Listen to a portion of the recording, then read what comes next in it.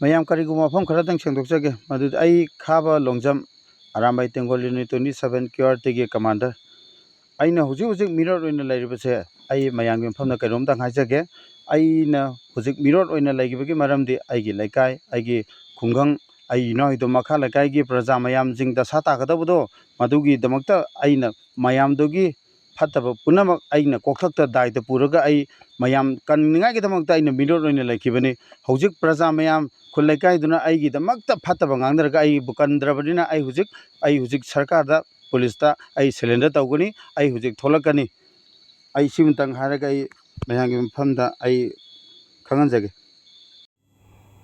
Tha asigi haukiba tang tara amadi taramathoigi lonaba ahingda thokibdagi thiba khangdana leirakpa Paubitek mayai lekaidagi Jesam Abdul Kadir Elias Achoba mentally handicapped oiraba miyoi asibu samurau nauremgi nambul turel mapalda tamthina hatoklaba matung phumjinduna thamlambagi thogdokta main accused ni haina miyamna fanaba demand tawriba amadi manipur police na fanaba thiriba longjam khabana thadorakpa voice note ama hojik social media platform singda viral oirakre longjam khaba 80 unit 27 QRT gi commander na thadorakpa voice note aduda mahaki maikaida lepinaba kanasu tholaktaba amadi mahaki laikai faubana mahaki mayokta laikhiba maramna mahak masa tholaktuna manipur police ta surrender tauragani hairi panbayai Jesam Abdul Kadir ki misiga mari lenana manipur police na miyoi mapan fagatuna wahang pahung chathaba laikhrabani